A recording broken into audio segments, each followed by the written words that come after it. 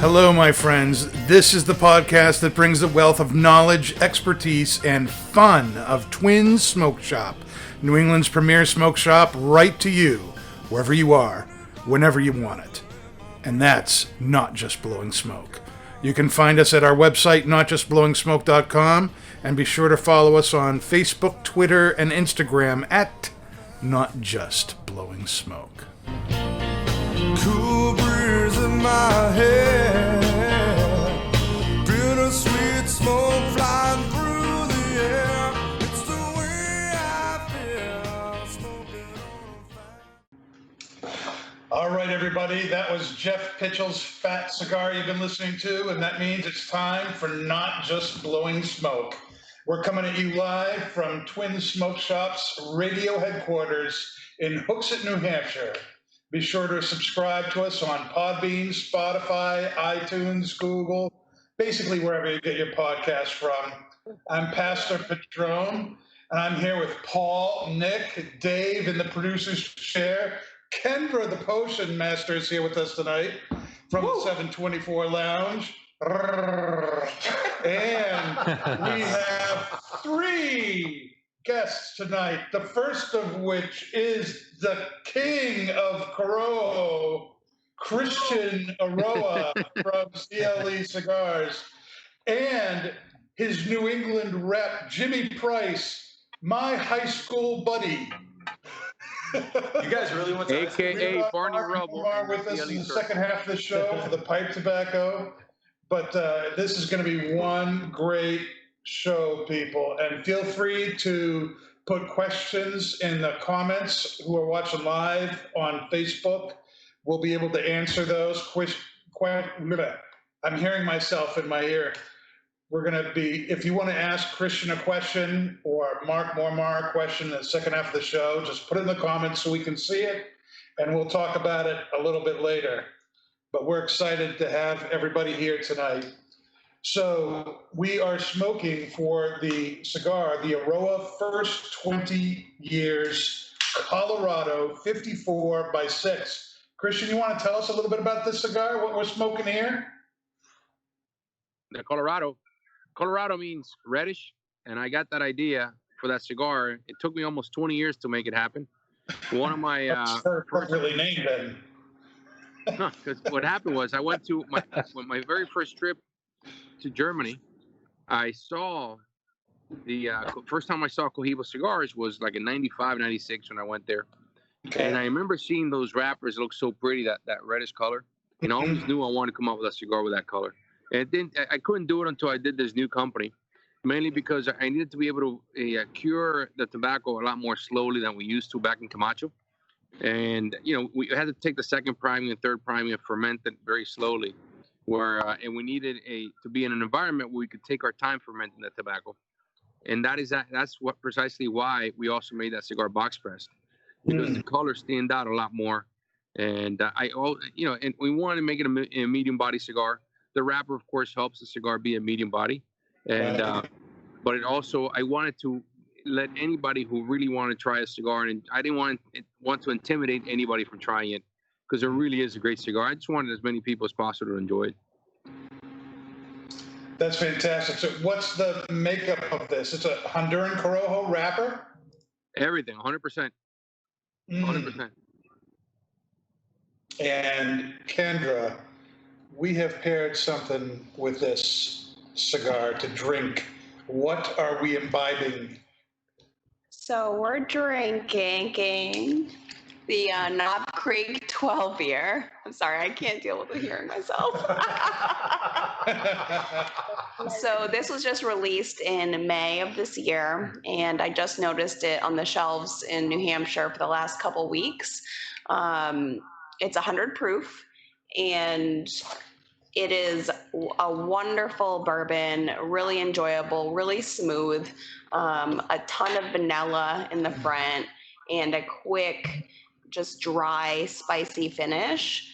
So in my mind, this is a smooth, medium to mild cigar, I believe, and this is really going to complement in a great way. I think we're going to enjoy this tonight.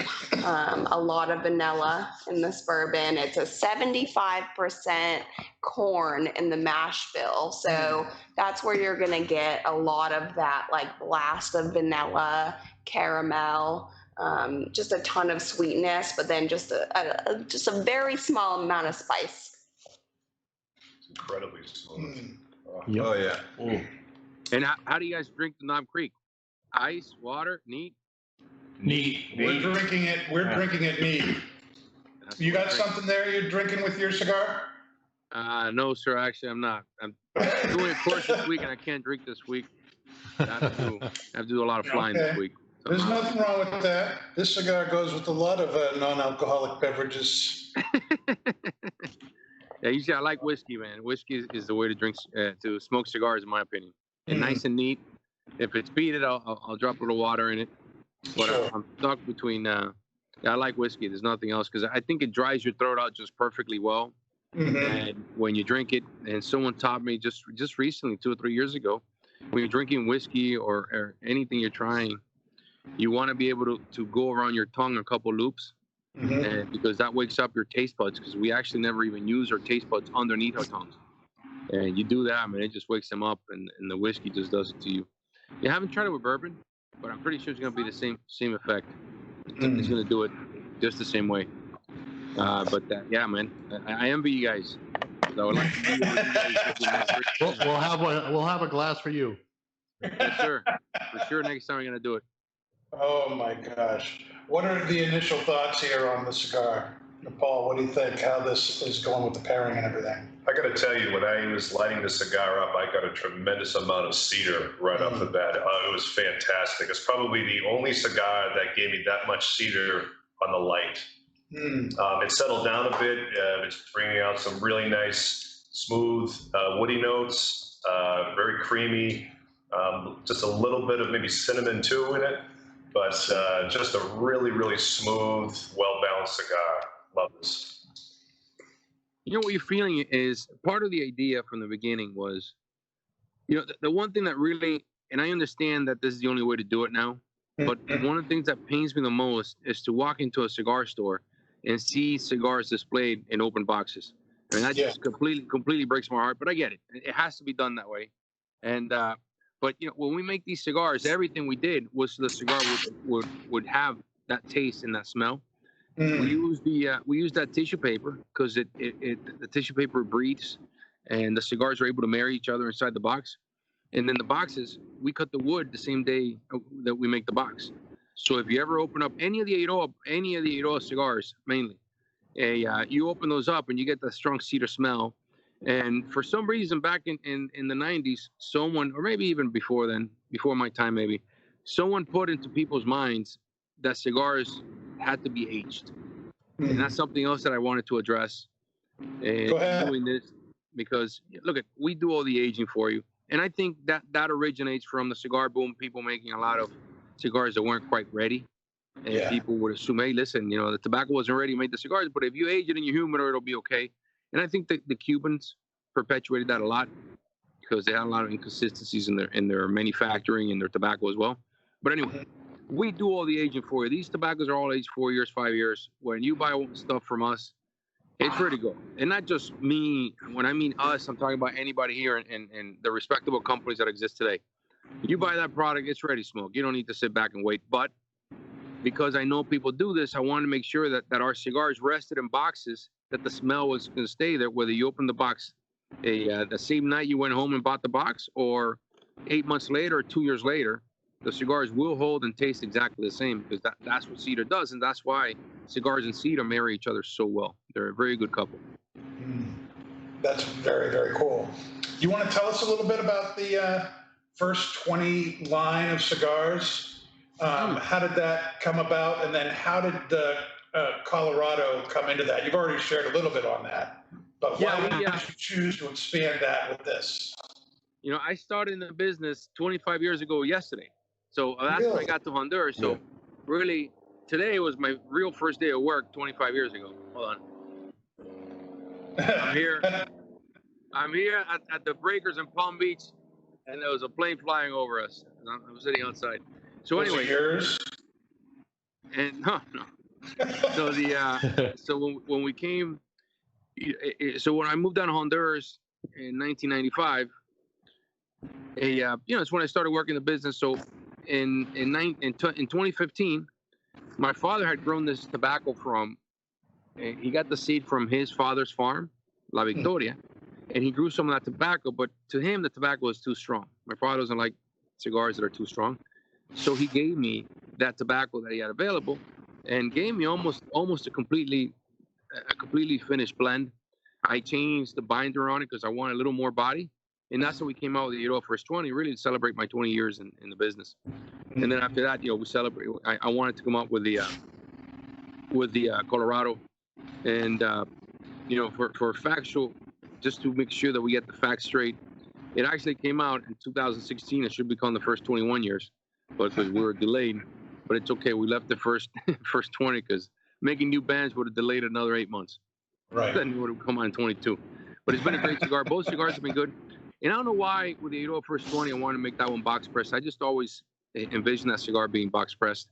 And that is a Mexican seed grown in Honduras. And then, of course, we have this other one, which is the Corojo seed, the Colorado, which again means reddish.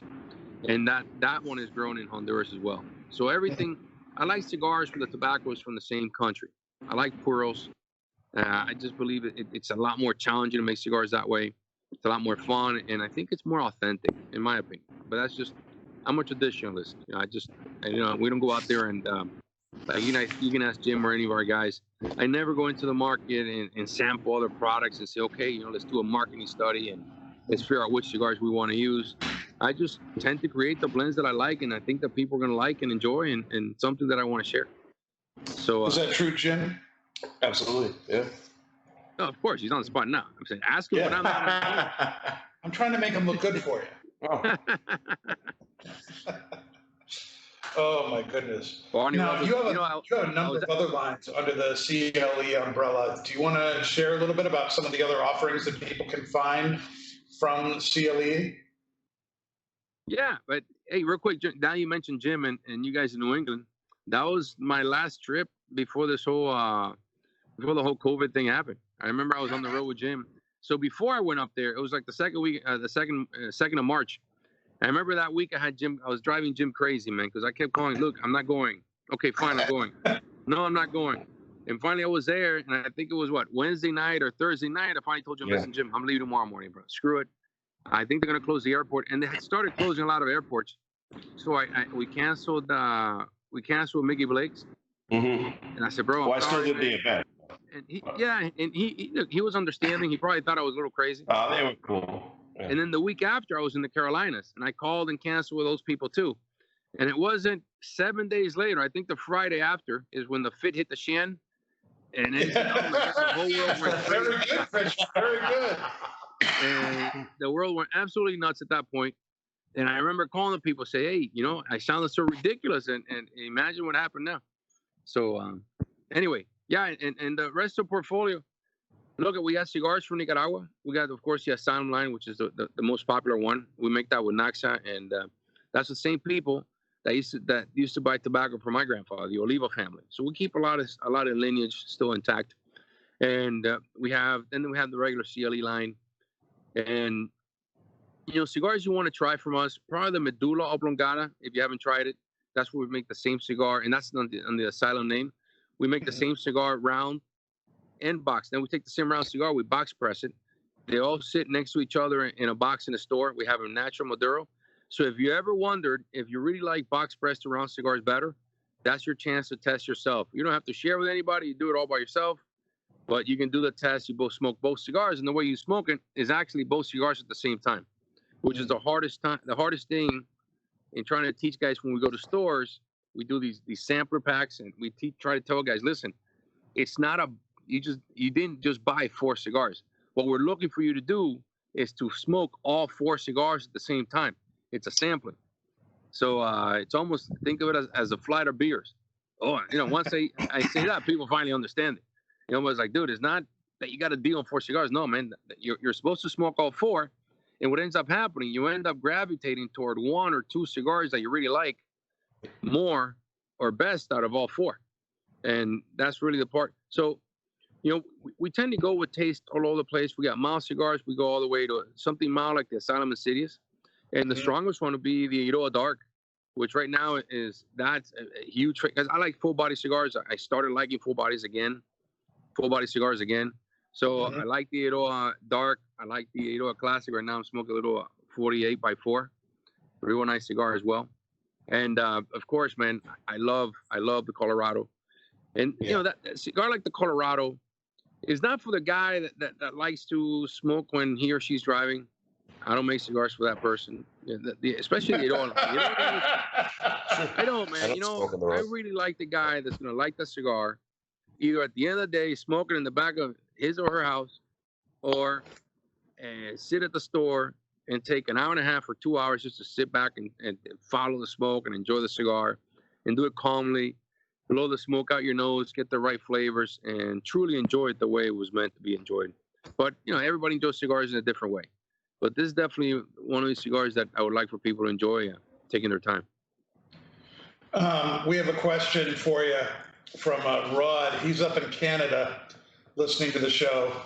And he's asking that he's got friends on both ends of the spectrum as far as cigar going goes. And he wants to know what you would recommend from your line for a newbie, and what would you recommend for more experienced friends of his, and why, he says. For a newbie, for example, if it's somebody's first cigar, definitely the Asylum, the Insidious. It's got the Connecticut wrapper. It's got a little sweet cap on it. And what it does is, I mean, it has some good body, but something that we all forgot is that morning taste from the cigar. The first time we smoke is, you know, I don't know if you guys remember, was that it just doesn't taste good. You know, now we my wife does to it, so it doesn't bother us one bit anymore. So, but they have a little more experience. Something like the Eiroa Colorado, that's not really a full body cigar, but that's a cigar that can sit back and enjoy. And if somebody likes full body cigars, definitely the Eiroa Dark, but they're hard to find. The Eiroa Dark is one that if ever you find it, and if ever that retailer wants to sell you the full box, you buy the full box. You know, we make the boxes nice and flat on purpose so they fit inside the humidor. So somebody can buy it and stick it inside the humidor, because we really want people to keep the cigars inside that box. That's why we designed the box that way. And if someone has a real leather tongue, I would refer them over to the Nicaraguan Asylum line. And I know with Asylum, everybody likes that 70 by 7. 50 by 5, man. 50 by 5 is a long. That's the size of that. Yeah. 50 by I do 5. like the Triple Maduro.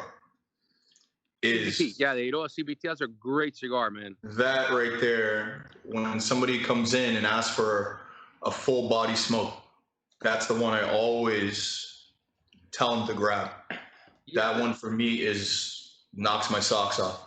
Every time. From our line, thank you, man. And our line, if you guys if the Eiroa Dark is not available, definitely the Eiroa Classic or the Eiroa CBT for body. They're great cigars. Now, you've been in this business now for 25 years, which is awesome. What keeps you in it, especially with all the stuff that's going on with the FDA here in the United States? You've got, COVID going on right now. What keeps you going in the business? What do you like about the cigar industry? You know, it's funny, man. If you'd asked me that question 25 years ago, the answer was simple, man. Hey, I want to keep the legacy, and that's just what we do, and I want to make money. So we've done that. Money is no longer an issue. And I remember I was connecting flights going to Panama, where we used to buy a lot of tobacco in Panama, many years ago. So it was this Bible thumper guy. He's walking around with his Bible, and listen, I'm Catholic. Let me clear it up. So I'm Catholic. It's not an anti-religion thing, but it's one of these preacher guys, and he sits next to me. He goes, "So what do you do?" I said, "I'm in the cigar business." He makes a face. "Oh, cigar, tobacco, that's so bad." I go, "Listen, do me a favor. If you can find a way for me to build a factory in Danlí where I put Bibles together and employ 2,500 people, then I'll do that." So, and it really got me thinking over the years that it really is a chance for us to help so many people There's a saying that I love by J.P. DeJoy, the guy from Padrón Tequila, and Paul Mitchell.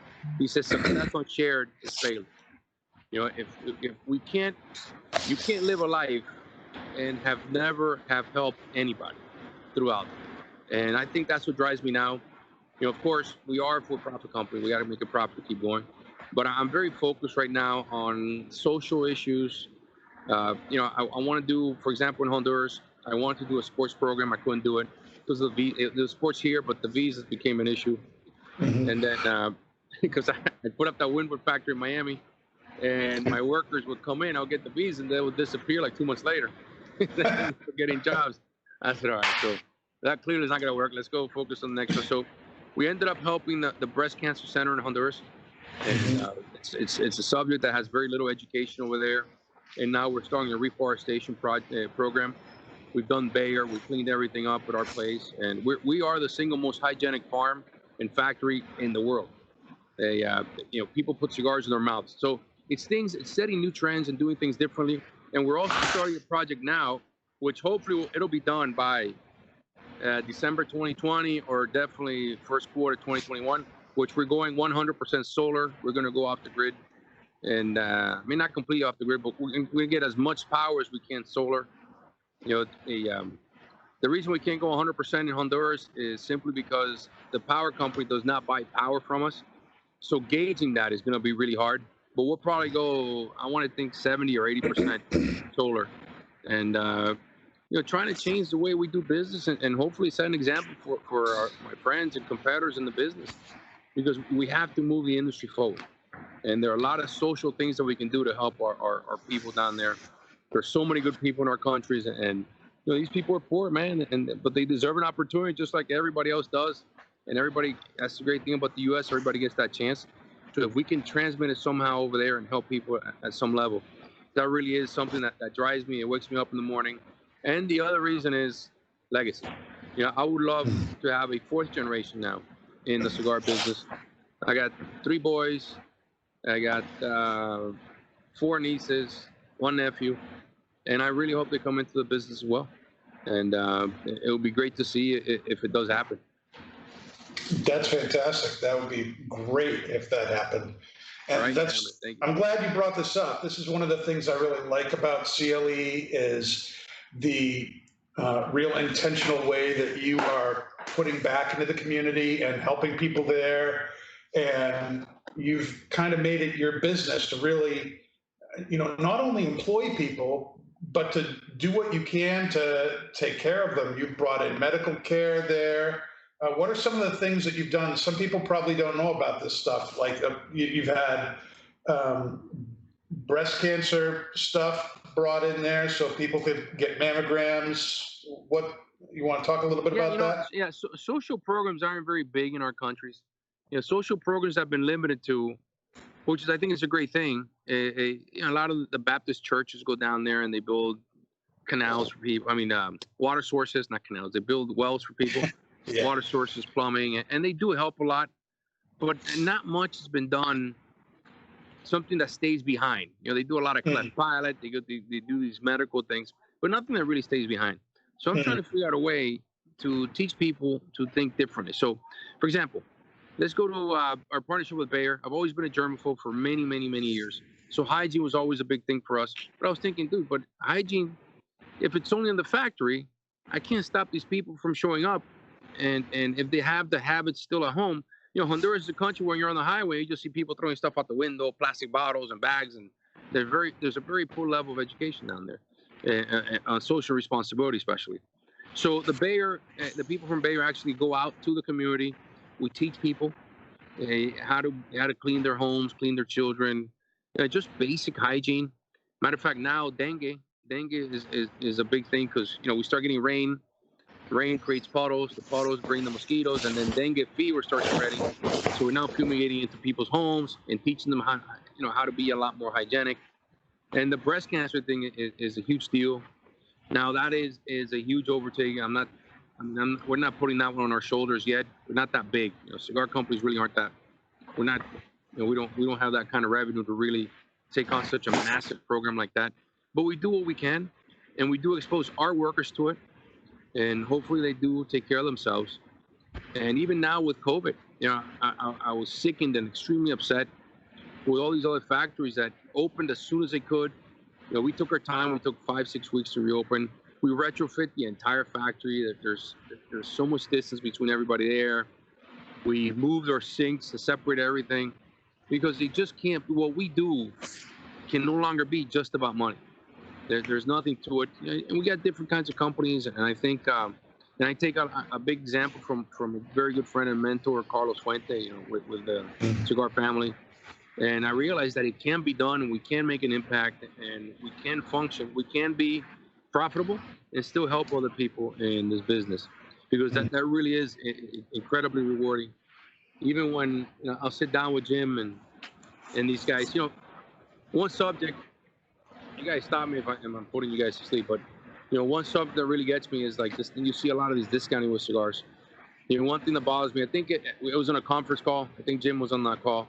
And somebody asked, was it, you know, whatever, XYZ company started doing these crazy deals and all this. I go, look, bro, how could I possibly look at one of my workers in the face that got up at 3:45 in the morning or 4 o'clock to go to work every single day, and then tell them that I think, and everybody in my company thinks that their work is worth 35% less than what it should be worth.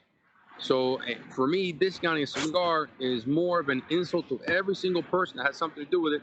Even Jim himself, you know, Jim gets up in the morning, he does his job.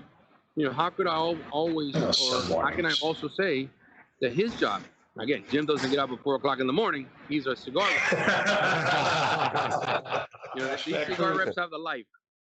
So almost as good as retailers, almost as good as Kurt's life, you know, but, you know, retailers and reps, that's who you want to be when you grow up. Yeah, man, but how can I look at any of these people in the face and tell them, look, yeah, I'm sorry, man, but I discounted your work. It would never happen. So I take this, and I don't know, man, maybe I'm just getting crazier in my old age, but dude, that shit just drives me nuts, man. I get really, really, really offended when someone mentions something like that. I would just simply not sell the product at all. They never do that. So it's just a different kind of mentality. Look at, you know, you have several different kinds of companies out there. And if you look at, you got the big corporate type guys, you got companies that are marketing based, and then you have a few still left of the family owned companies. Ernesto Carrillo, you got Carlos Fuente, you got whatever, us, you know, I don't know, 4 or 5 more. I can't think of anybody else. So we just think differently because our name is on the product. We worry about the next generation coming in. It's not a quarter to quarter thing. We're not trying to hit quarter numbers. We're trying to figure out how we can make the brands outlive us, and how we can make it so that if you or a retailer out there brings our product in and gives us 6 feet of shelf space, 1 foot, 20 feet of shelf space, how can we make it so that his shelf space is protected because we protected our brand, and that he or she doesn't have to worry about building our brand in the future because we protected it. You know, imagine after COVID, so many people got so worried and panicked, and a retailer could have had $20,000 worth of cigars at a retail level, but these people did those crazy discounts. And so our competitors, now that inventory is no longer worth $20,000, it's worth $13,000. So not only was their store closed for 2 months, but now their inventory is worth half as much as they thought it was worth. And it's not fair. So anyway, sorry, man, I could just start ranting. I went a huge tangent here. So I need to ask, you brought it up several times. What's it like being a germaphobe in a global pandemic? Bro, let me tell you, man. The funny thing is, everybody looks normal to me now. You know, that's an example I can give you. You guys remember that movie, Interview with a Vampire? Yeah. Remember when he gets turned? All of a sudden, he sees things differently. I see that finally everybody else sees the world the way I do it. So I've been the loneliest vampire, man. So, dude, I love it. I was just listen, I mean, sorry, bro, but I love that everybody wears a mask. I love that. I love all these things, man. So, of course, you know, we're joking, right? So, Yeah. I do like it. Doesn't mean that I think it's normal or acceptable or I'm happy with it. Doesn't mean I can't do it. But it works. Just roll the window down. Oh yeah, I go these guys and someone sneezes, you gotta roll the window down. It's crazy, man. See, but now everybody understands. That's right. Now, you shared a little bit about this, but being the head of the company and being in Miami, you're dealing with your reps here in the country. You're dealing with your employees in Miami. You're dealing with your employees and their families back in Honduras. And whether or not the factory opens, whether it's closed, how much it's able to produce at any given time. What are some of the challenges you've had in this, COVID pandemic leading like that, back in Honduras, here in the States? That's a really good question, man. I appreciate that question. It was, I remember when we first heard that this thing was real, let's call it March 15th. I think it was a Sunday, whatever date that Sunday was. Can someone look it up on the phone real quick? Whatever that Sunday was. I want to say it was March 15th or 16th. It was the 15th. Yeah. 15th. All right. So we had a conference call with all the guys. And I did not know that one of our competitors had fired their salespeople or X amount of their salespeople, whatever. We don't need to mention who they are. So I didn't know that's what everybody was thinking. So I remember I do the conference call, and we had no clue what this pandemic was going to look like. We absolutely had no clue. We thought it was going to be 2 weeks, and we thought it was Easter, and no one ever was expected this thing to be a 2-month or 3-month thing. So we told the guys there are two missions that we have here. Number one, my commitment is not one single person loses their job. I think we adjusted the car allowance and we adjusted the cell phone expense because I really needed to protect whatever cash we're going to have coming in. And the next thing we're going to do, so nobody in Honduras lost their job. They went home for 5-6 weeks. Everybody collected a salary. And our sales guys also were able to collect salary. No one had to fear for their jobs. That was a commitment I had to everybody. And number two, we protect our brands above all. I've been in this business at the end of the cigar boom in 1997. I was here, not a political statement, just a factual statement. I was here for the 2008 election because we knew that administration was going to bring in the S-chip, and the industry tanked that year also. And there were very constant things is that the companies that protected their brands survived.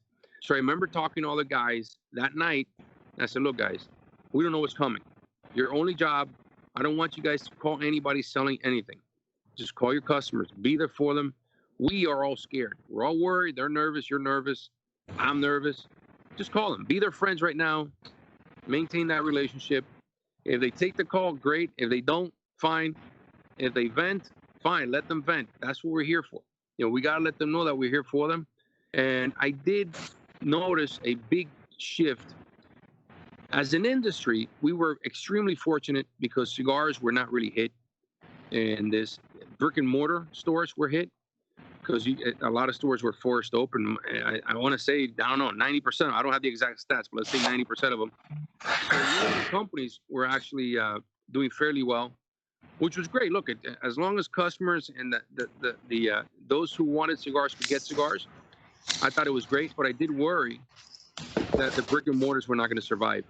I was extremely and pleasantly surprised when I saw the industry open up back up again, when I see stores open up again. And the amount of support that the stores have received has been incredible. All across the board, all across the country, they're having good weeks, good days of sales. And some have even gone as far as to say that they made up what they lost in March, April. That made it good for them. And June has been that good for them. So I was very happy it all turned out really well. But even if it hadn't turned out well, we were ready. We were ready to support everybody. And also, it was comforting, like a week later, 2 weeks later, that the PPP came out. That, of course, was very helpful. I felt bad about taking it until my banker told me, listen, stupid, everybody's going to take it. Taxes are going to get raised to pay this off. So you're just going to be paying for somebody else's. So you might as well take it and help your people. So that, of course, was something that was extremely helpful for us. And it was a good time to show a little leadership to our own people as well. Because I'm pretty sure Jim as a kid in college, everybody was nervous across the board. Back. All right, dude, kick that guy out of the room, man. I don't know. Sorry, COVID everywhere. You're gone, Jimmy. That guy is patient zero, man. Was that Barney Rubble? Yeah, that was Barney Rubble. Rubble. Rubble. Bonnie. It's all good. Oh, very good. Now, you have your own plane, right? Your Yep. pilot's license and everything? Yes, sir. Yeah. Have you always wanted to fly? Yeah, man, dude. When back then the road from Tegucigalpa to Danlí, well, the farms it's only 50-something miles as the crow flies, but it used to be a 4-hour road trip. So my dad would always fly to all the farms, and it was only 15-20-minute flights. So I grew up around the airplanes. I remember the crop duster would land, and as the crop duster was taxiing to the hangar, I would hang on the wing, and I used to love the smell of the fumes, man. I don't know why of the poison. So that may have something to do with whatever's wrong with me now. And even sometimes the guy would go fumigate, and I would sit behind the pilot seat. There was a little room, little space back there, like a cubby hole, and I would sit there while the guy fumigated. So I always loved airplanes. And my father had an accident in 1977, became paralyzed in a 185 Cessna. Oh, man. So when I learned to fly during college, it was really just to piss off my father. But I never really realized I was going to like it this much. And as far as owning airplanes, you're able to depreciate them. I learned this from Bob Franzlaw, the guy from Thompson Cigar. He goes, look, you either give the money to the government or you enjoy yourself. So the government gives you a lot of incentives. So when you look at it, I only really spend, because I don't have to hire a pilot, I only really spend $20,000 or $30,000 extra a year than I would be doing flying commercial. And I don't have to fly out on Sundays. I can fly out on Monday. I can come home Friday nights, not on Saturdays. So I gain that family time, which it just never comes back. And I enjoy it. Imagine now, my accountant's always complaining about it. Go, listen, we're doing cigar dinners now, and we are the only people traveling right now. So the airplane is going to get paid off, and whatever that airplane costs to buy, and everything is probably going to get paid off in 6-7 weeks. And it's a lot of work, a lot of travel, it's exhausting. But we got to get out there, man, because imagine now you have Dominican factories that are closed. You have whatever's going on. You have other brands out there that discount their products. So retailers really need a true partner right now. And I've always believed, and we use this word partnership very loosely in our business, but I really do believe that we are linked together. And, we're part of the chain and they're part of the chain. If we both come and work in sync, we can really develop and deliver a great product to our customers. And that's what we're looking for. It's good placement, good communication, great feedback. And hopefully at the end of the day, what we have is a bunch of happy customers. So That's awesome. And we're getting near the end of our segment here, and I'd like to hear what people think about the first 20 years Colorado and the pairing here. Dave, what are your final thoughts on this cigar? Well, the cedar is definitely popping for me. It's very smooth, maybe a little creamy. I think their pairing is definitely bringing out a lot of spice and retrohale. I give it 2 thumbs up, Dan. It's awesome. What about you, Nicky boy? Nicotine. Nicotine. Well, I finished my drink. It was delicious. No surprise. Shocking. But the cigar and the pairing, it was scary. Scary good. It was delicious. It was. The vanilla in the cigar and the vanilla in the drink and the spice, it was, I can go to bed with this. It was crazy. I loved it. And not because you're on video or anything like that.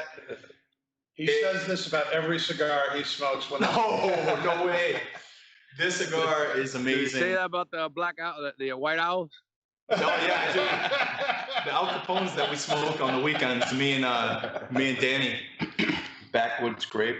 Yes, so good. Great, man. Those are the But best. with the pairing, I thought the pairing, being 100 proof, I thought the pairing was going to overshadow the cigar. I thought it was going to be too strong. But with it being as smooth as it was, the cigar and the pairing were inseparable. Isn't it awesome when it that was- happens when you get the right pairing? It's amazing, man. Yeah, it's unbelievable. It's credible. Paul, what about you? I felt the cigar was absolutely phenomenal. It was a. I'm sorry, the what, sir? The cigar was absolutely phenomenal. Yeah. Cigar. You're The right. cigar was really, really. You can't take the Boston out of me, awesome. Christian. Sorry. No, We don't have any odds up here. Yeah, it's absolutely a phenomenal cigar. The cedar sweet, woody creaminess of it is just so well balanced. The pairing actually was really, really good. It brought out a lot more of those sweet, creamy notes from the cigar. And the cigar actually smoothed out the drink, too. So I felt that it absolutely was a complimentary pairing. Just a wonderful, wonderful pairing, Kendra. Thank you very much. Yeah, totally agree. Kendra, do you think you did a good job with the pairing?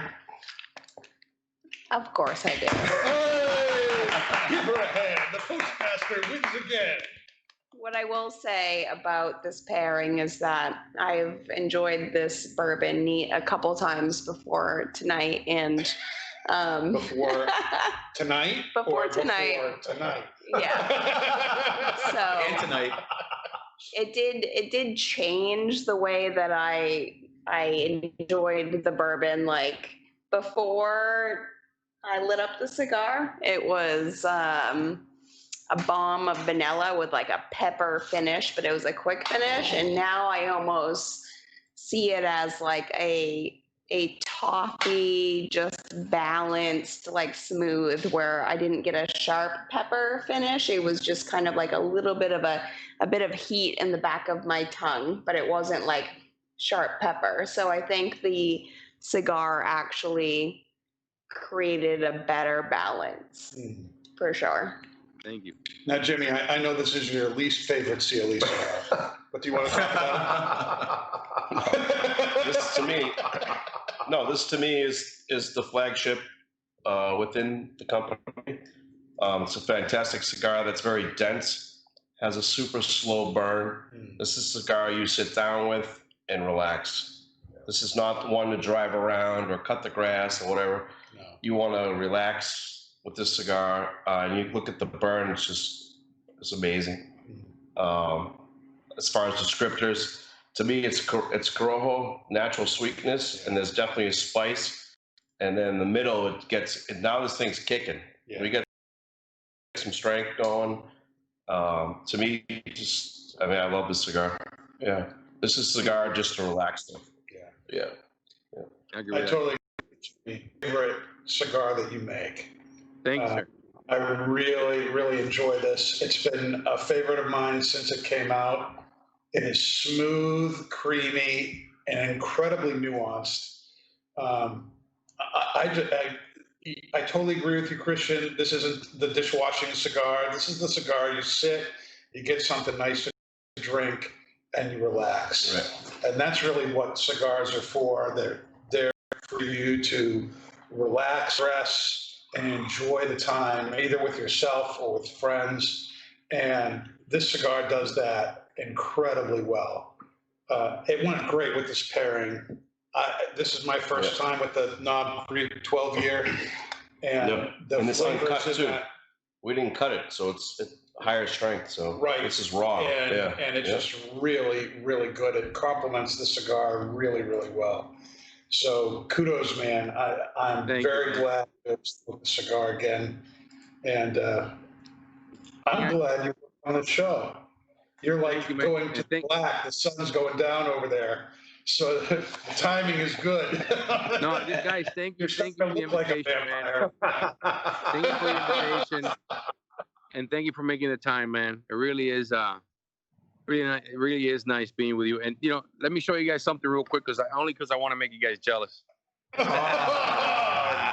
what I've been looking at the whole time, man. Look at the background now. I don't know if you guys see the palm trees. Really is beautiful. That's So, not Oh, here we go. you got the pool right there. You got the beach right Oh. behind me. Why do you gotta show us And that? this is the other He's writing side. his thesis. No, because I was even talking to Alexandra. Go, listen, man. Let me pick a place because I don't want these people to get that jealous. Oh, okay. Oh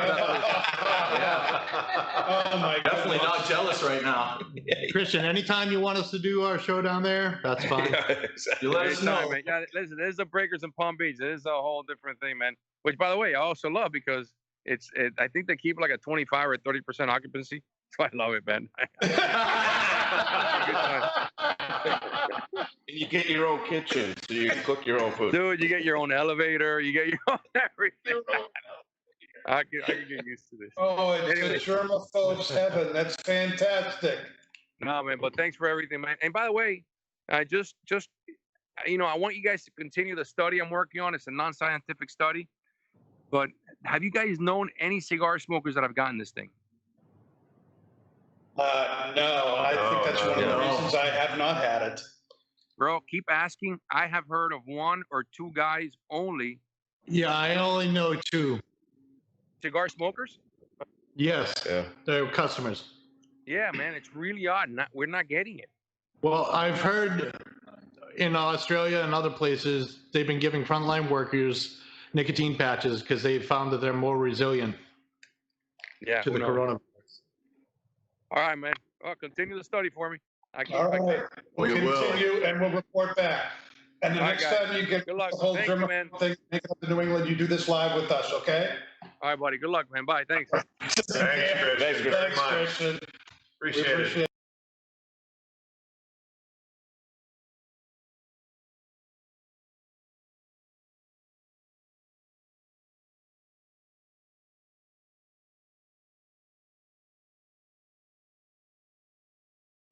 All right, everybody, we're back. And please welcome Mark Mormar to the show. Mark is the East Coast sales manager for Laudisi Distribution Group, the U.S. distributor of Savinelli pipes and tobacco, and also the owner of Cornell and Deal, who makes this tobacco for Savinelli. How you doing there, Mark? It's good to see you. I'm doing great, thanks. Good to see you as well, Danny boy. Oh, See you got a full crew there today. yeah, we got a full crew here. Thanks for hanging on. It's kind of like, watching the Tonight Show or something, right? When the guest, has to sit there and wait his turn coming onto the show. Yeah, usually though they get treated to all kinds of candies and pretty girls and stuff in the green room. Yeah, Dave forgot to send the pie. Yeah. Yeah. Where's the green But one? it's interesting, watching it, especially live, having you talking about the cigar, and it's been a good segment anyway, so it's been fun for me. Oh, good. I'm glad. And people, we are smoking Savinelli Juno tonight. And Mark, do you want to tell us a little bit about this tobacco here? Yeah, I mean, it isn't terribly complex in terms of its components. It's, it's really for anybody that likes Virginias, but particularly if you're a Virginia lover. You've got, it's a flake, and you have stoved bright Virginias mixed with stoved reds, then re-stoved, and then to that is added unstoved fresh, some sweetness to the topping of it.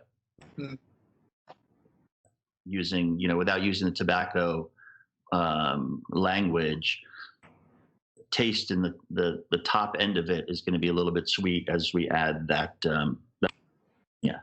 And that's it. I mean, it's just Virginias. It's prepared carefully, as I said. Each is stoved individually and then stoved together, which changes complexity in the flavors as it is. I don't know how Jeremy Reeves comes up with these ideas, but it's really sort of, it's the pinnacle of Virginias, and of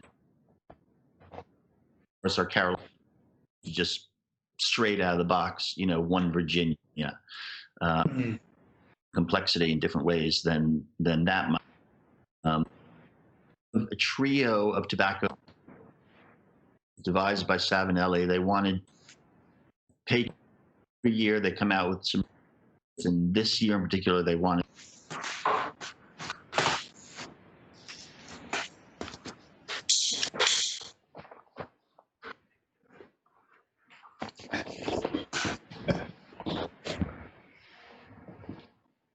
If you're looking for something that links them together, what it would be is that they're all very, very different. So the Juno is a Virginia. The Janus is Virginia with Oriental from Turkey and Greece. And then you have Jupiter, which is a burley based with a little bit of Virginia and dark fire and some molasses added to it. Mm-hmm. So they're cohesive in that they're completely different. You know, you're hitting. Okay.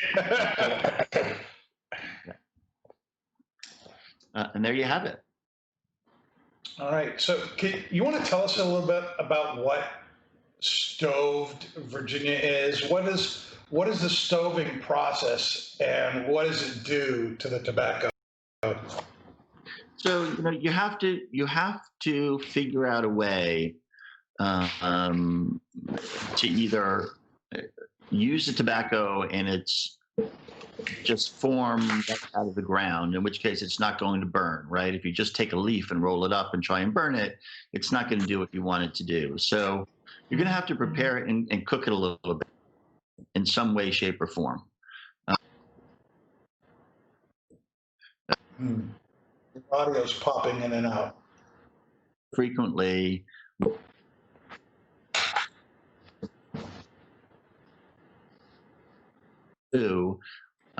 and cooking it usually under low temperature for low temperature.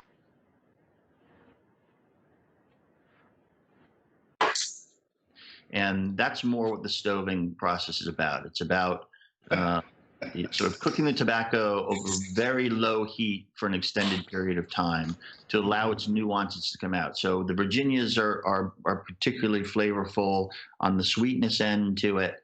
And so if you get it right, you'll pull out the sweetness from those leaves and its innate flavorings without overcooking it and burning it. So when you stove it twice, you have to be pretty careful, because it'd be easy to overdo it. Sure. It's like a simple process. But try anything at home, cook it, and then recook it. You can easily ruin it, right? It just becomes too well done, and that can happen with tobaccos as well. So it's painstaking process in this case, because that second stoving has to be carefully watched. Mm. Now, Kendra, we are drinking a beer with this tonight. Yes. Is that true? We're drinking a beer. What, pray tell, is it? So this is from Prairie Artesian Ales out of Tulsa, Oklahoma. Super crafty stuff. This beer is super crafty, and it is called Bourbon Paradise. Super crafty. So Bourbon Paradise, that's everything that we would love here as a group, but it's an imperial stout, and it weighs in at like a 15% ABV. 15? Yeah, this is like right up Nick's alley. He's like, what?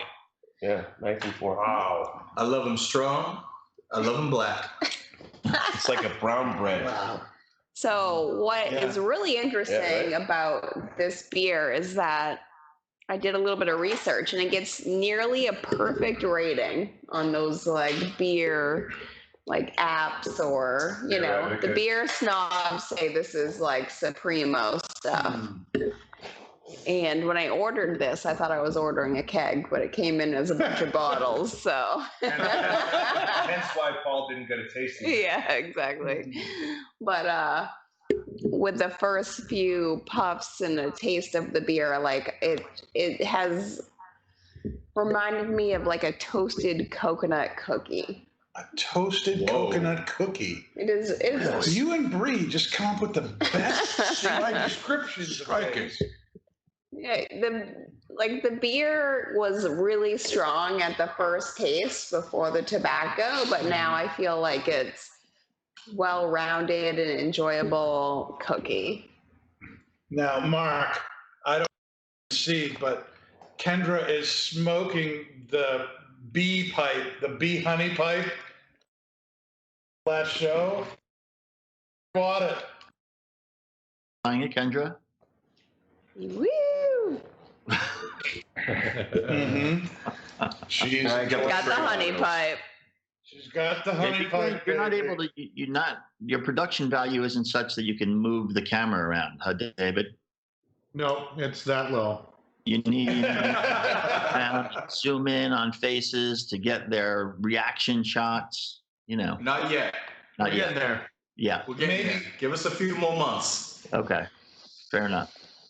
What is LGD able to do to maybe help us get to that point? We're accepting sponsors. Oh my goodness. Oh, that made Jimmy so excited he dropped Party foul. a tamper.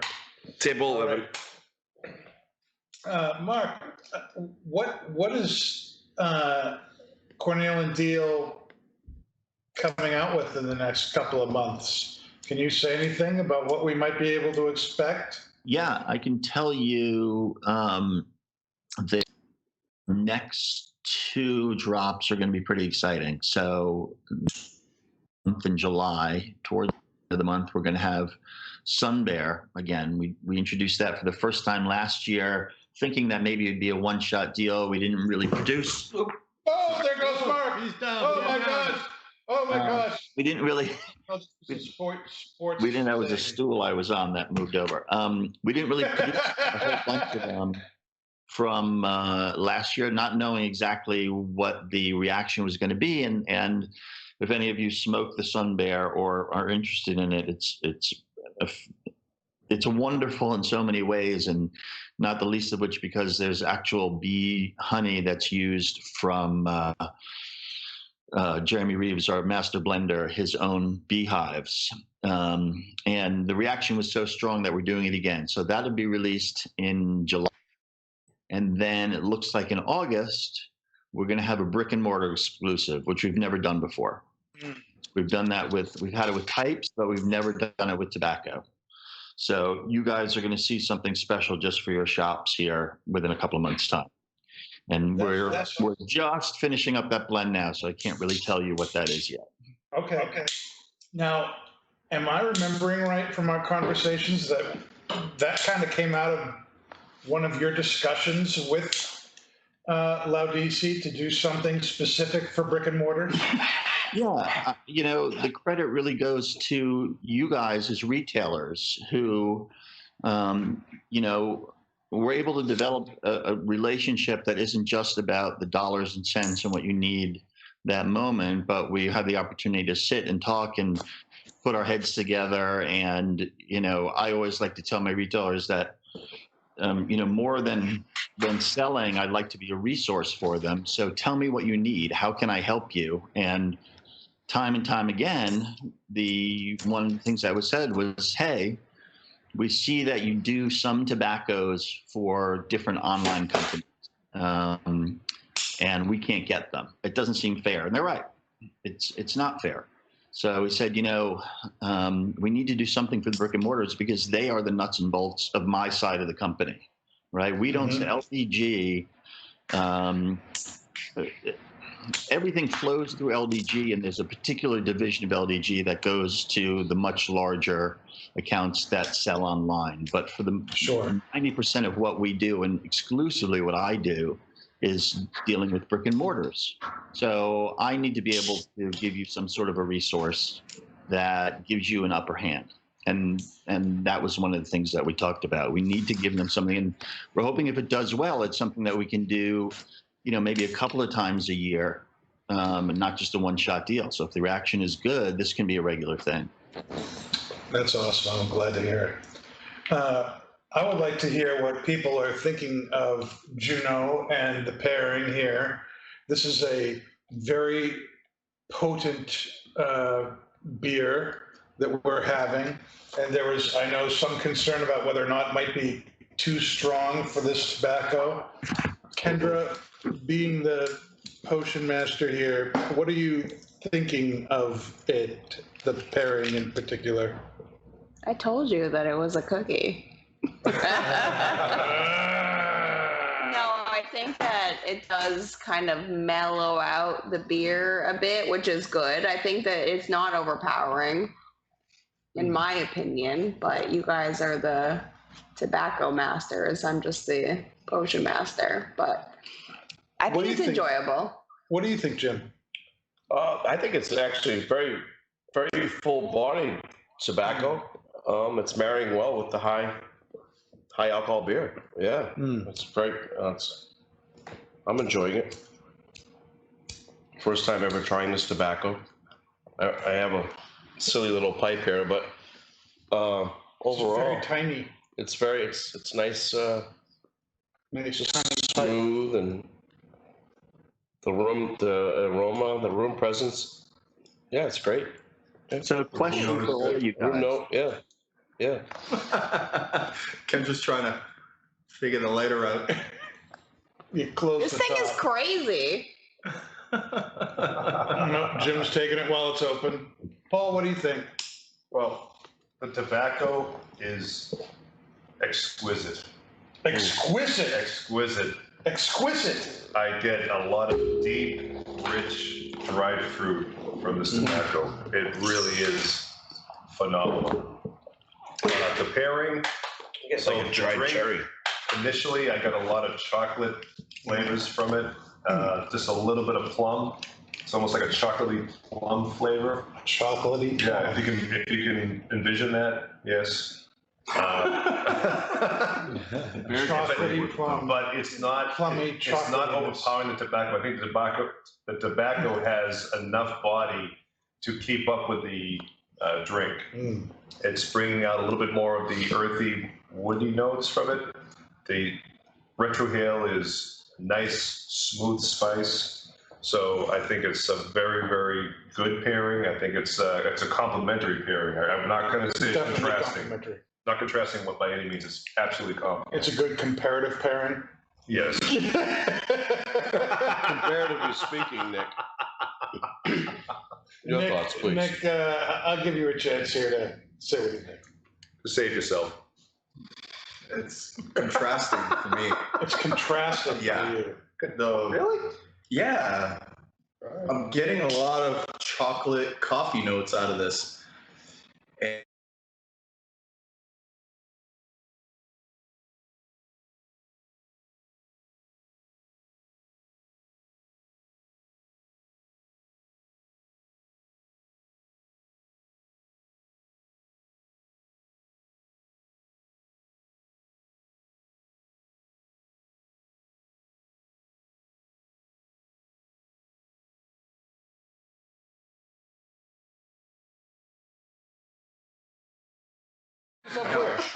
the drink, loved.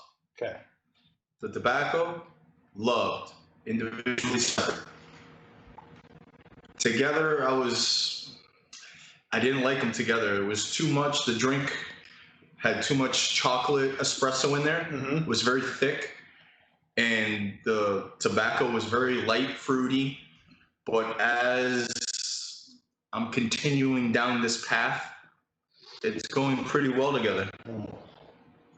Dave, what about you? I should let you have a chance to talk. Yes, you should. Well, I'm a big fan of the Juno just because it's Virginia, and I'm loving the pairing. I think it's bringing out the raisiny fruitness even more. It's a good word, raisin. Yeah. I'm enjoying it very much. Thank you. I don't get chocolate at all. No, I don't get chocolate. Oh, I do. You get I do chocolate? too. Oh, yeah. You get chocolate? Yep. Plummy, raisiny from there. I There's can get sweetness there, molasses. There's a real deep sweetness. My favorite thing about the pairing and how it works, this is a really strong, drink. I agree. I would hope so at 15%. But But it's not out of control. No, I mean, it's not out of It's control a at all. sipping beer. Oh, You can drink Very this smooth. room It's temperature. a sipping beer for most people. For Nick, Right. it's a good chugger. That's why he hated it first. But Well, Nick's a That's not baller, true. so he would be That's chugging not true. these. the finish is really long. Yeah. The finish is really long on that. And I think the finish really goes well with the tobacco. You take a sip of the beer, let it sit there for a second, and then take a draw on your pipe, and it just makes the tobacco pop. That I do agree with. I think with the finish, it tones down the tobacco a little bit more. It kind of cuts the sweetness out a little bit, and it brings the flavors from the background into the foreground. A lot of the woodier notes come through. Yes. Yeah. Are I you, think this is an all-day tobacco, right? Like one that you could fill your pipe all day. And you're and going to stay have to with it. fill that all day. Look at that little well, thing. I know it's a very poor example. But what I'm saying is, this is a blend that you can enjoy all day, like morning or whenever you light it Yeah, up. oh yeah, I It's just totally agree with that. I've Yeah. had this all times of the day. Yeah. Now, I'm interested, Mark, in what you get out of this tobacco. Do you think this lives up to the goddess Juno, the woman herself? Well, as a June baby myself, and having recently found out that I'm half Italian, I have to wholeheartedly feel that the godliness of Juno is well represented in this tobacco. I like that you guys are getting some of that like dried fruits, like a raisin, because I get some of that too, which sometimes in the stoving ends up being could get a little bit lost, I think. So, for guys who are used to smoking so much, it'd be easy to either miss that if you're just constantly tasting things. But you're what I appreciate coming on the show and being invited is because I know that you're actually going to taste the tobaccos and try and find something in there, whether it's good or bad. Yeah. I like that you're looking for it and can actually find it. And I have a question about pairings for you guys, and I'm wondering, where do you? I mean, we sort of take it for granted, right? We're smokers and we're drinkers, a lot of us. Yeah. And so, how much attention do you put in, one, to the actual pairing, like if you're at home, and do you start with? I feel like smoking, then. This is what I'm going to drink with it, or We're going to need subtitles. Say it again. Your audio is cutting out. Oh, it is? I don't know why. A little bit. Okay, I'll come a little closer, but there's no change here. So yeah, the question is, how are you approaching your pairings? Like when you're at home, are you choosing a cigar or a pipe tobacco that you want to smoke first and then saying, this is what I want to pair with it, or you just normally have a beer in the evening anyway, or if you're going out to the bar, or you're upstairs and you bring a particular tobacco with you, how much real thought are you putting into what you like to drink? Like I'm mostly a gin and tonic drinker. It doesn't pair poorly with a cigar, but in many ways it's not going to enrich it in the ways that maybe a single malt Scotch will. So when you go into the bar, are you thinking, oh, can you just do it? Or will you actually think about a pairing? That's a good question. Yeah. That's a very good question. Paul, why don't you take a crack at that? I think we go with the tobacco first, and then we try to figure out what the drink will pair with it. But that's when we come to our potion master to help us out with it. We may have an idea of what we think would be, but then the potion master takes us in a completely different direction, which we wouldn't have thought of. And 99% of the time, it's phenomenal. But how often do you do that? How often do you actually do that? When you go upstairs with a cigar, how often do you say, Kendra, this is what I'm smoking. What do you think would go good with it? You like drinking, a particular Glenmorangie, and so that's what you just get, whether it would be the best pairing or not. We have to be open-minded, Mark, with this, with what we're going to pair it with, because she and Sam and the other bartenders has opened up a whole new world for, at least for me, and I think the rest of us will agree that what we thought would pair well and what they have come up with can be two different things altogether. And so, Kendra has been phenomenal with her drinks, and Sam has been phenomenal with his drinks. And I have expanded my horizons tremendously since we've been doing this. And now I'm taking it home with me, and I'm introducing it to my girlfriend and the different drinks that we've been doing here, and just enjoying a whole different repertoire with our pairings. You know what I think would be interesting, Dan? What would be interesting, Mark?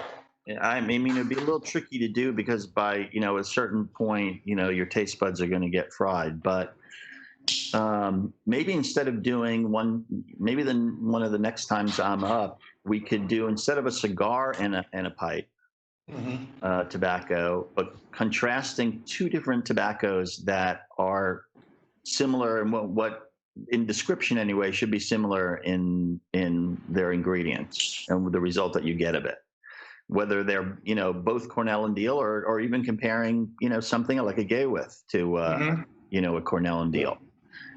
Take two different Navy flakes, try them both, and see how they're comparing to one another. It could be kind of fun to see what we get out of them. That's pretty cool. One's better, sort of a thing, but just to compare and contrast. That's a good idea. Brilliant. I'm very open to that. Kind of going to your first question, one of the great things about doing this show is that we come up with really good pairings that then can be introduced at the bar. I know several months ago we paired penicillin with the joie de vivre. Am I saying that right? By Cornell and Deal. Yep. And we really found that particular cocktail goes very well with English and Balkan blends. And everything else. We tried it again last week with Plum Pudding Special Reserve, and it did go really, really well. The only problem with it was that there wasn't as much as we wanted, or as Nick would say, needed to go with this pipe. For sure. But those have been, kind of left at the bar for, so that people know what to offer for what people are smoking. But like Paul is saying, if you really want to pair something right with what you're smoking, whether it be a cigar or pipe tobacco, you need to be open to what the bartenders suggest up at the lounge. And because of their experience, there, and what's been augmented really by the show here, they really have some really good ideas, but are probably not going to be the regular things you would do. I'm a gin and tonic guy myself. I like martinis. Martinis really don't go well with cigars. Martinis go well with everything. 100%. Never can go wrong with a martini. I don't know that. You're a man after my own heart. The gold standard. Probably because we went to the same high school together that we think that. Dang, never argue with that someone hammer over a martini that we had with the Tradition, that went very well. That went very well. And the Empress 1908, that was, I've bought 3 bottles of that stuff since that, and now my wife likes it. I'm going to be in the poorhouse for the rest of my life. That stuff is just the bomb. It was good. What The about first time I had gin. Really? Yeah. I'm not a gin drinker. That's the first time you had gin. First time. I usually do tequila, rum, bourbon, single malt, peated scotch, the whole 9 yards. But I'm not a gin drinker. Everything. You're 8 yards. You need a martini. Thank you. Nick is familiar with everything that comes in handle form. Yes. Not so much so with everything that comes in smaller bottles. No. I think it's a waste of His money. pipe is bigger than mine, though. I will say that. Yes, I like big bowls, and I cannot lie. Ooh. Mark, what are some of your favorite gins, being a gin and tonic guy? Out of the ones that you commonly see on a shelf at your neighborhood bar, Hendrick, I think, is really nice. That's come on strong, and it's a little bit ubiquitous now. I'd say probably my favorite is a sort of a small batch out of Germany called Monkey 47. 47. Yeah, which with the right tonic, because the thing about gin is that it has so many botanicals in it that the tonic that you choose is really important. If you just put Canada Dry tonic in it, you're going to kill a good gin. Unlike there are some really nice tequilas or rums that you don't want to blend with anything, because you're taking something great and you're just distilling it to the point where it's not recognizable. With gin, it's different. You almost need something to bring out those botanicals in there. So like Hendrick's, which has a little bit of rose hips and cucumber in it, if you take a cucumber and put it in the glass, it enhances the gin that's in there with a nice tonic too. Those are two of my favorite. I think the two most that I'm drinking now are Monkey 47 and Hendrick's. I think Hendrick's just mixes well with a bunch of stuff. It's hard to kill it. Q Tonic is a quality brand. It's natural tonic quinine. Yeah. That's heavily marketed in the United States. Yeah. Yeah. Fever Tree is a good brand. Fever Tree, yeah. Yeah. Kendra, do you have anything to add to that? Being the postmaster that you are. On the topic of gin and tonic. No, I agree with the quality tonic. I've tried some Fever Tree and I did thoroughly enjoy that. Did love the Empress 1908. That was a good cocktail. A little bit of lemon juice, Saint Germain, and some soda water. That was really good. I'm not a huge drinker with gin though. I don't. I was going to say you weren't a big drinker. I know. We all know that's a lie. No. I don't buy a lot of gin, honestly. But yeah, no, I totally agree that it does matter how you're mixing it and what you're using for quality mixers in terms of tonic, for sure. Yeah. So Kendra, I have a question for you. So, not everybody can come down to your lounge and has the benefit of a bartender like you who either knows cigars or pipes or their mixtures very well. So for the guy who's a cigar smoker who goes, even if so you're traveling like I do, right? I go to a bar somewhere, I don't know the bartender, they're not really a smoker, but I still want some help trying to find a nice pairing without me going with something. Can that work? Is there something that, as a bartender, you could hear from a customer who's having a cigar and describe it in some way that they'll come up with an idea for a drink? Am I explaining that well? You know what I mean? Sure. It does happen actually kind of often. I think that what we need to uncover from the customer is a little bit about the cigar. I don't know every cigar, so if they can tell me a little bit about the cigar that they bought, or if it's a cigar that I'm familiar with, like, that's absolutely perfect.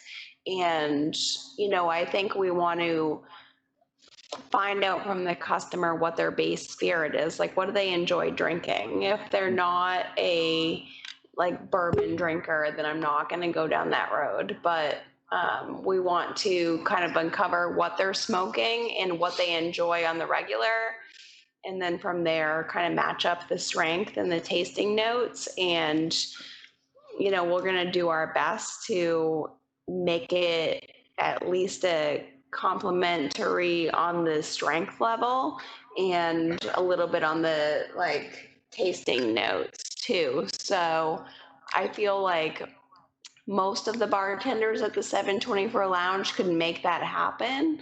And it just has to be like a little bit of Q&A to try to uncover what they're looking for and how we can make them happy.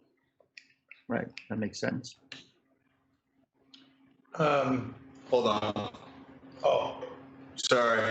To kind of piggyback on Kendra, what I do if they're coming, well, if they're going up to the lounge, Ultima I try to help her Palazzo. out. of something that is on sale and make them drink two of Readdress my those sitting gallons, situation. and then everything goes. Strongest cigar with the strongest alcohol.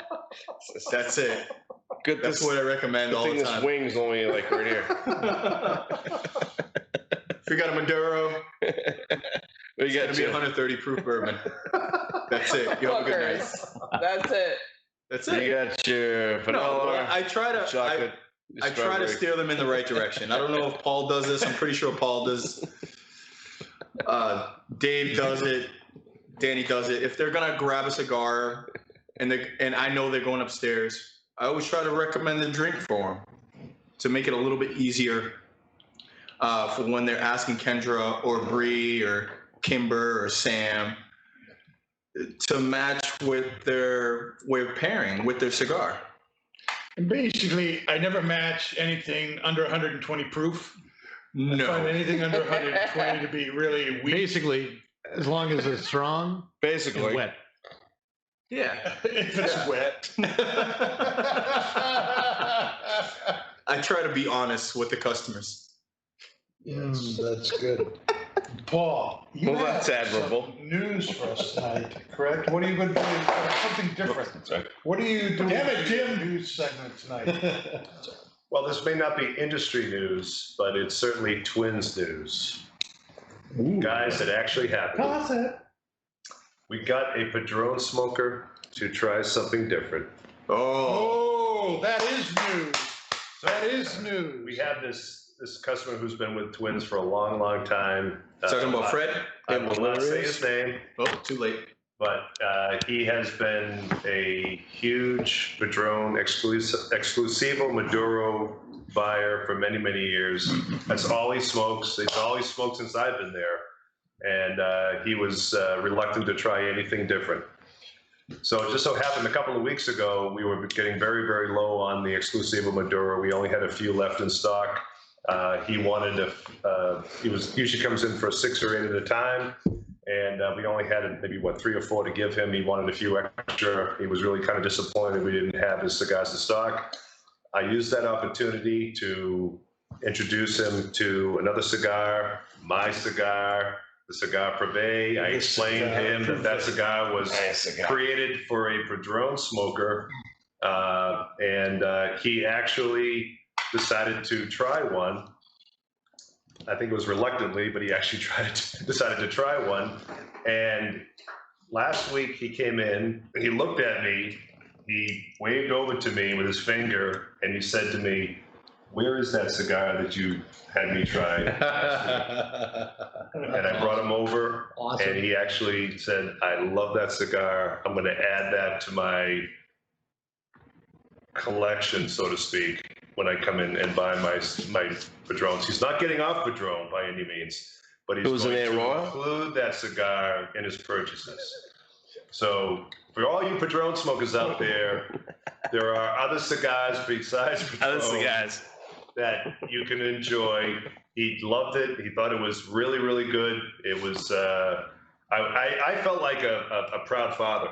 I told him that. I said, he's a few years older than me, but I actually felt that I was a proud papa at that point. And I told him that too. So, Attaboy, Paul. anyway, if you can just maybe try a few other cigars that we would recommend. If you can top other that than bro the moment. Padrón, I think you'll be pleasantly surprised. That's awesome. That's some good news. And I can back that up. You know, this is Pastor Padrón talking. And when I started in cigars over 20 years ago, Padrón was all I smoked. Where do you think that nickname came from? I was working at a little smoke shop called The Little Taste of Cuba in Princeton, New Jersey. And I walked in to do my shift, and the owner looked at me and said, "Oh, look who it is, Pastor Padrón." Oh. And 20 years later, it's still Pastor Padrón. 20 years. But I have learned that there are a lot of really good, enjoyable cigars out there, not the least of which was the one we had tonight, the Eiroa First 20 years Colorado. It's like driving a Ferrari right off the lot. Is it a Padrón, as in does it taste like Padrón? No, not at all. But it is an amazing, amazing cigar. And I'm glad my palate has expanded to include other things besides the amazing Padrón. Yeah, take the Juno here, for instance. Very, very good It's stuff. great, yeah. It is. There's a lot of deep fruit notes, wood, you know, a little bit of bread. The sweetness on the room note is incredible. And I just love how it pairs with this beer. I don't even remember the name of it. What's the name of this beer? Bourbon Paradise. Bourbon Paradise. How appropriately. How appropriate. Very, very Smoking in paradise. I love it. I was actually surprised that we would get a brewery from Oklahoma, of all places, into Twins. Yeah, I don't know. I think that's just like a very popular brewery amongst the beer snobs. I've never heard of this brewery before, and I consider myself to be a beer advocate. I'll show you the inventory list of this rep. There's so many out there. Insane. I mean, you can't keep track of them, but I mean, of all places, Oklahoma. I know. Here in New Hampshire. They do some good stuff, I guess.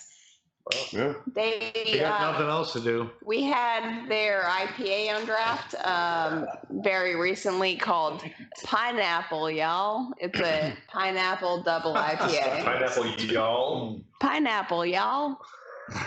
Y'all come back now, you hear? Yeah. And it was damn good, and it sold very fast. It's all gone. All gone. Is that bottle or is that keg? That was a keg. Okay. That's awesome. I don't know that you've been on the show since we started this segment, but we have started doing Would You Rather questions, Mark.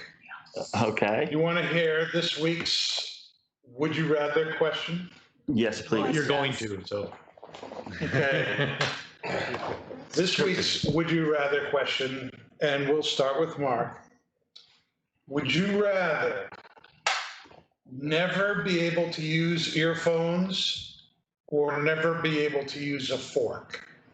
Say that again. Never be Would you never be able to use earphones or never be able to use a fork? Oh my. I think That's so easy. That's easy. Yeah, I could. For you, it would be easy. Headphones for me. I think I could. I think I could do okay without a fork. There's chopsticks. Mm-hmm. You know. By the way, if you think about Sports is like, what? There's this fork. You can use your hands. Can we? a knife. Frequently, I cut say- something with my knife. And TV, then cut it. Whenever people eat on the show, they're always using chopsticks. Doesn't matter. Watch any NCIS episode. Whenever they eat, they're always eating Chinese and they're always eating chopsticks. That's No one because ever it's uses TV shows, forks. Dan. It's funny. For comedic value? I don't know. I don't know what it is. This is like they can't afford forks on American television. I don't know. I'm gonna have to look for that now. Right? Yeah, look for it. It's true. I like this fork. It's either that or hamburgers. Yeah, that's right. There's always a spork. There's always a spork. That's not a fork. It's a spoon and a fork. Yep. That's why it's called a spork. Fork. Yeah, I thought So, knowing Mark, guys be a little I'm bit spicy. unclear as to your You can always choice. have a tooth. Clearly obvious. Yeah. Are you going to give up the headphones or are you going to give up the fork? Mark, Me? I'm giving up the fork. you're giving up the fork. Oh, yeah. That's In fact, great. Give up the That fork totally anyway. fits with you. Kendra Now, thinks it's Kendra, what are crazy. you going to do? Quite mad. but yet Headphones? Admirable. Or fork? Are you kidding me? I hate these headphones. At the first opportunity, I've been I survived the ripping them 80s off. with headphones. We all did. Yeah, I can totally live without headphones, but I'm going The to 80s. eat with my fork forever. Really? Finger food? I don't need technology. I need food. Jimmy, what about you? Well, I'm a huge music fan, but probably gonna go with the fork. The fork. Yeah, You're going May to the fork stay with be the with you. fork or give up the fork? give up the fork. Give up the I've changed fork. my mind. Jimmy, you're part of our generation, man. I fall You live asleep down to the the wall like a million times with headphones, so I can't. So you can't sleep without your headphones? Well, not that. It's another story, but I don't want to deal with. And you know what? I'll forego the fork. I'll use my hand. Is that a pipe you're holding? I can't see it really from here. We're not sure about this. Is that the same size It's a as new your electric fork? pipe. It's a Tesla pipe. It's a Tesla There's a pipe. battery. It's got the fuel there. It's a cell. Whatever. I don't know.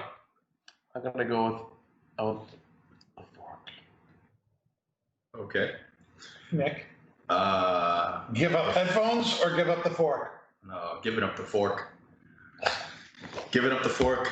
I do a lot of outdoor running and hiking and climbing mountains, working out. Kidding me? You eat No, There's so always much. speakerphone. No. I eat a lot. But I'll pick up some chopsticks. I'll pick up 2 knives or something. I don't know. I'll eat with my hands. But the headphones, no. I cannot. Absolutely not. It's the only way to listen to an album, in my opinion. Or what do they call it today? CD or the single. Headphones. I gotta have the headphones. Yeah. I gotta have the headphones. That for me allows me to escape reality. So when I'm on my tractor, when I'm with the chickens and the turkeys, when I'm with the dog walking, or I'm on the mountain, The reality is your wife. no. Why do you have to go there? Somebody had to say it. Somebody had to push it back. Ding, ding, ding. Woo. my god. Oh my god. All right. Sorry, That's- honey, what? There we go. I wasn't. Here's Bob with the weather. Headphones on. That's behind the scenes show. That's another show for another day, ladies and gentlemen. But I couldn't live without the headphones. Wow. I couldn't live without my music. It would have to be a fork. No problem, hands down. No fork. I'll eat with my hands. I'll go back to the Stone Age while I'm eating steak with my hands. The headphones, I couldn't. What's wrong with speakerphones? All right, Dave, No. you giving up headphones or are you giving up a Dave, fork? please save us over there. What do you get? I would totally give up the fork Thank you.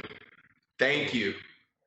because not because I use headphones a lot, but No, because because you use a fork a lot. a fork Deep answer.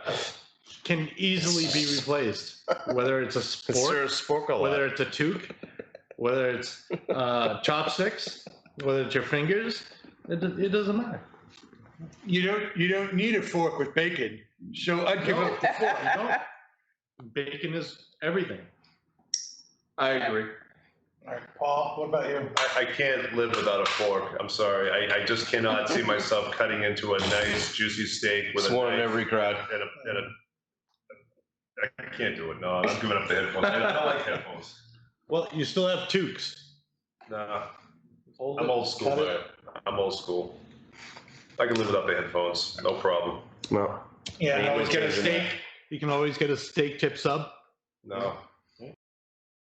I can't see cutting a steak with a spork and a knife. I've done That would it. just take way too much time. I Just can't use a see toque. cutting up a good ribeye with a Chopstick. chopsticks. That doesn't work either. And you know, Oh, shit. toque, which really is not a thing. You know, It is a thing. Well, then I challenge the people who said they would not want to give up the headphones to actually do a week without a fork. Nick, I'll do it. You know, I see you eat during the day, man. I'll tell you something. I want to see you the next week not use a fork. So 7 days, I'll do it. I'll do Chick-fil-A. it. If that's a challenge, whatever. I'll do it right now, starting today. Starting Wednesday when I'm in with you next, I want to see you No, without starting a fork. today. And this guy Starting eats today, before I he won't eats and then use he a eats fork again. whatsoever. It's about to I'll get record messy. every day. Every All right, time so I eat, Here's the deal. Here's the deal. go. You're gonna You're welcome to the film- Not Just you're gonna Blowing film Smoke yourself. reality show. Every at home and at work. Use Yep. Off the things rails. without a fork. You're gonna use chopsticks or whatever, Yep. and we're gonna show that video on next Absolutely. week's show. Which it'll be like a 40-minute video No, no. because they eat every we're 3 gonna- Dunkin' hours. Donuts. So If we put up the whole time we're eating, we wouldn't have time to talk about nothing. no, that's true. You eat You like would every have. You would 3 need a hours. whole episode just for me eating. But I promise you, if it's a challenge, every time I eat, it won't be. It will be I'm without a fork. Brad wins because pizza does not need a fork. I rest my case. There you go. There you go. All right. Thank you, Brad. What does that have to do with anything? You can put No, we're Anything on really not pizza. sure, Dan. Who eats pizza with a fork anyway? We're talking about You don't. forks and You don't. forks. You don't eat pizza with a fork. There's a whole lot of things that you don't eat a hamburger with a fork either. That doesn't mean you want to get rid of it. Hey, Come on. I can't see you. Oh. There we go. I can Anyways, how about this? How about tobacco? Yeah, Mark, what do you think about this tobacco? I mean, I know the higher ups are probably watching, but what's your opinion of this stuff? I like it. I like it. It's It's okay. I do. I do. Is it my favorite? It doesn't suck. Best Virginia. No, I like Virginia, although I've been smoking a lot of burley recently. I'm sort of been on a burley kick. But is it my favorite Virginia? I don't know. I mean, it's only been out, a couple of months. At least. Smoke it a lot. But I think it represents, that other side of what Virginia can be from like the Carolina Red Flake, which is essentially untouched. Right. Right. How much can you do to it, and still keep it just Virginia? You add, the two different types and you sort of cook it one way or another. And I like that this sort of is the other side of the coin to the California, Carolina Other Red side of the corn. coin. But the bigger question is, if you guys like it? That is the big question. Dave, you are the something Virginia that you lover. work into your. Thanks, fantastic. What do you like? I love this Juno. It is really Juno. good. I love this. Don't you know? You know about mine. Mm. Can you actually say something about it instead of just ming into the mic? One more time. The dried fruit, the raisins. It's so smooth, very creamy. There's the retrohale is absolutely amazing. It's my favorite part.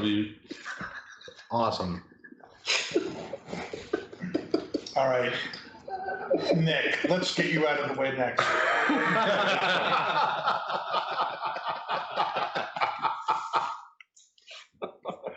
There we go.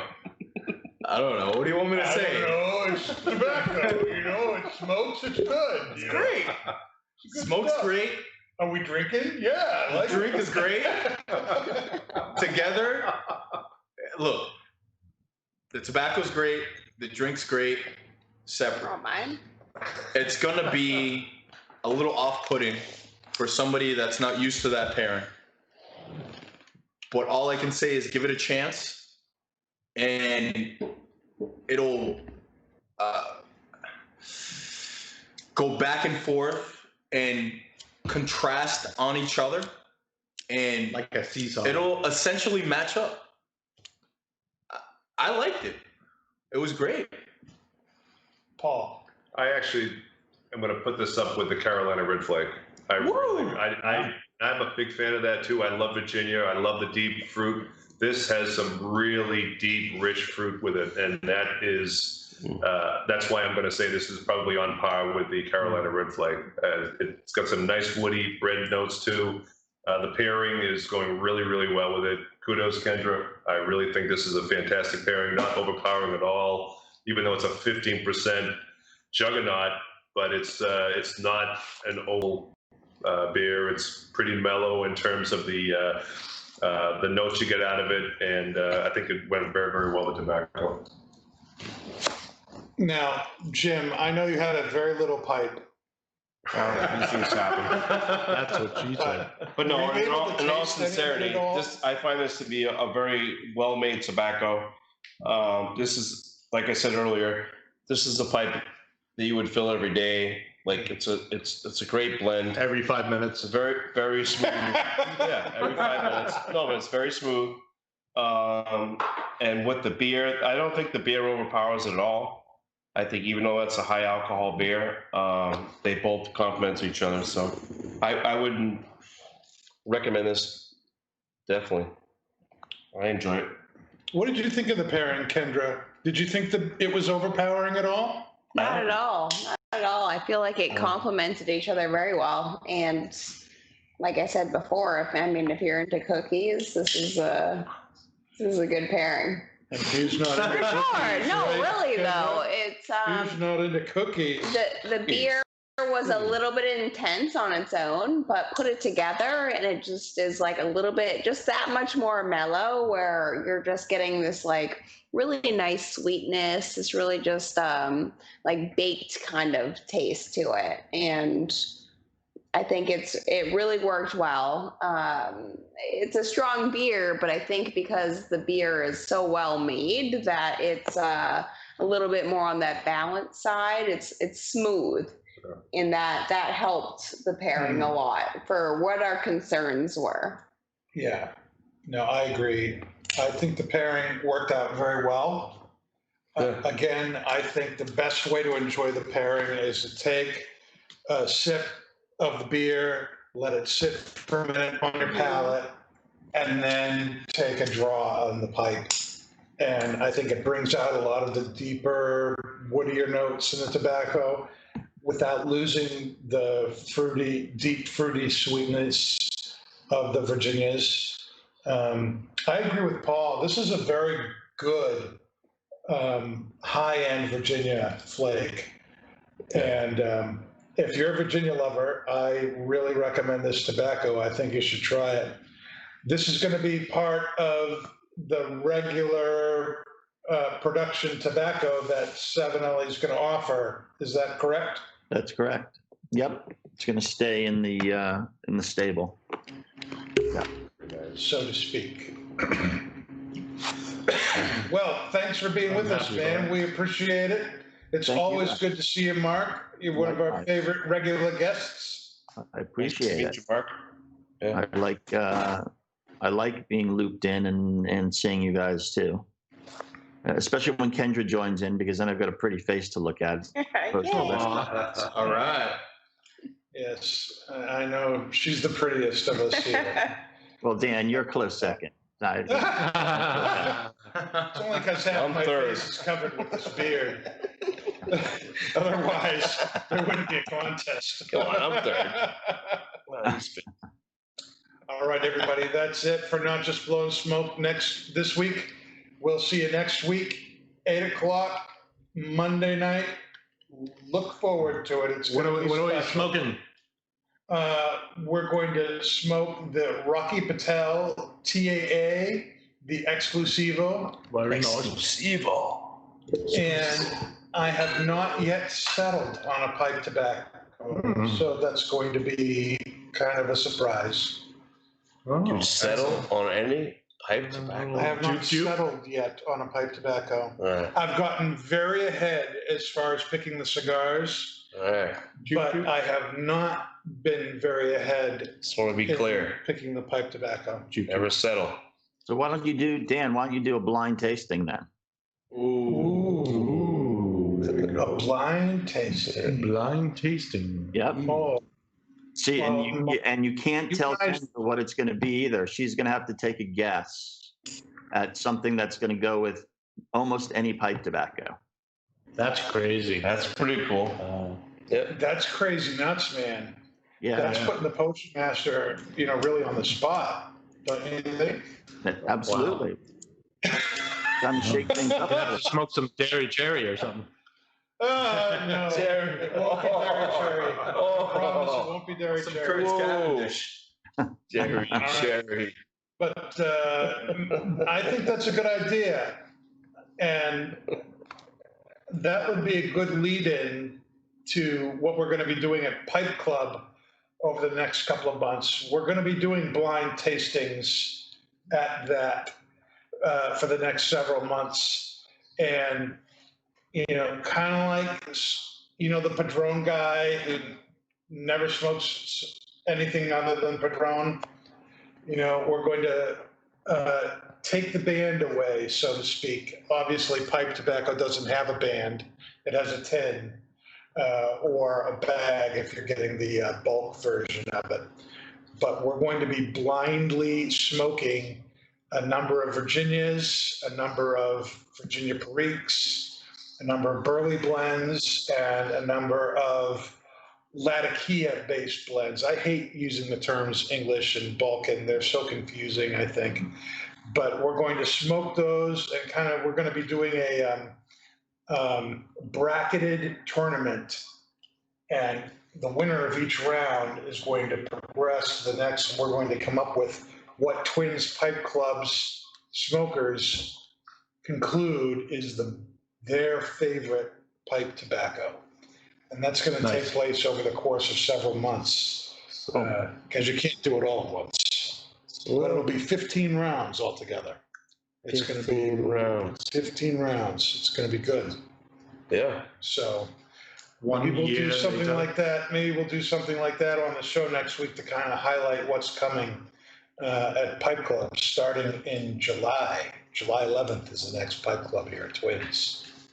What do you think of that there, Mark? What do you think of them apples? I like it. You like it? I like That's it. good. Likes apple pie. He likes that. I'd like apple pie too. All right, everybody, that's it for Not Just Blowing Smoke. Stay safe, stay healthy, and stay smoky, my friends. We'll see you next week. You've been listening to Not Just Blowing Smoke, the podcast that brings the wealth of knowledge, expertise, and fun of Twins Smoke Shop, New England's premier smoke shop, right to you, wherever you are, whenever you want it. You can find us at our website, notjustblowingsmoke.com, and keep in touch with us on Facebook, YouTube, Twitter, and Instagram at Not Just Blowing Smoke. Thanks for listening, everybody, and that is Not Just Blowing Smoke. Rolling with the top down,